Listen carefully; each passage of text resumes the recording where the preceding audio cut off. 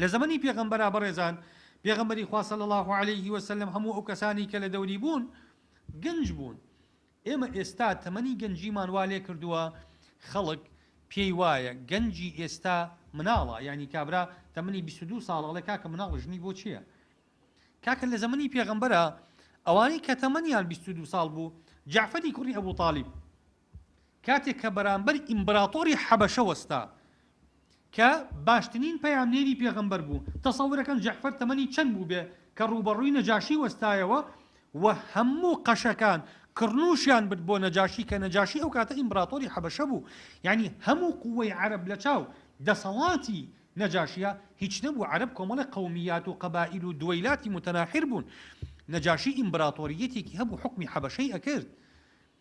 هەموویان کڕنووشیان برد جعفەر نەنوشتایەوە بۆ نەجاشی تەسەورەکەن جعفەر تەمەنی چەند بوو بێ لەو کاتەیە تەمەنی 7 ساڵان بوو 7 ساڵ یعنی تەمەنی نەچوو بۆ 20 قۆناغی یەکی کولیە یەکی جامیعە بوو ئەم گەنجە ئەو مرافعە گەورەیی کرد لە بەردەم نەجاشیە تەوزیحی دینی خوای بۆ نەجاشی کرد ئەی ئەزانن لە شەڕی موئتە کە 3000 کەس بەرامبەر 200,000 کەس لە ڕۆمەکانە وەستانەوە قیادەی چێ بوو هەر بە قیادەی جعفەری کوڕی ئەبی تاڵیب بوو لە ساڵی 8 کۆچیە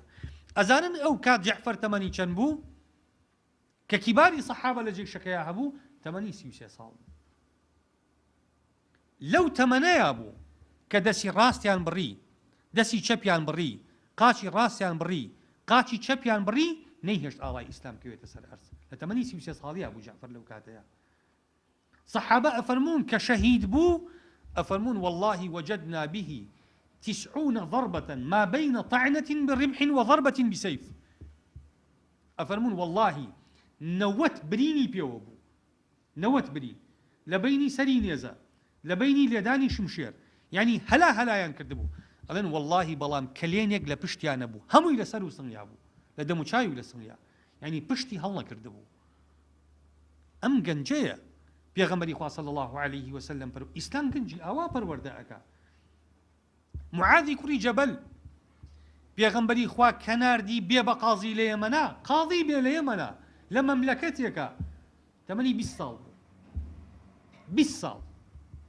کردی بە قاضی و کردی بە نوێنەری پێغەمبەر و کردی بە سەفیری ئیسلام و کردی بە وتەبێژ بە ناوی شەریعەتی ئیسلامیەوە لە یەمەنا قاضی بێ لە یەمەنا تەمەنی 20 ساڵ ئەم گەنجانە بەڕێزان ئەمانە جیلی فەیسبوک نەبوون ئەمانە جیلی مۆبایل نەبوون ئەمانە جیلی قوتابخانەی پێغەمبەر بوون تۆ تەسەورەکەی کە باسی معاذی کوڕی جەبەل ئەو عیملاقە کە لە تاریخی سەحابە و ئیسلامە ناوی تۆمار بووە لە 33 ساڵیان مردووە ئێمە کە تاریخی بەرهەمەکانی معاذی کوڕی جەبەل خوێنینەوە تصورك معاذی کوڕی جەبەل لە 90 ساڵیان مردبێ ئەو نەبەرهەمی بۆ ئەم دینی خوایە زۆر بووە بەڵام بە 33 ساڵی معاذی کوڕی جەبەل مردووە ئوسامەی کوڕی زەید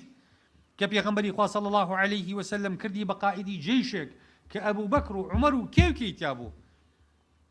ئوسامەی کوڕی زەید تەمەنی نەگەشت بۆ 20 ساڵ ئەو کاتانە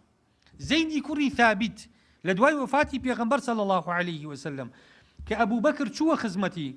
گوتی ئینەکە شاب ثقف لا نتهمك وقد كنت تكتب الوحي لرسول الله صلى الله عليه وسلم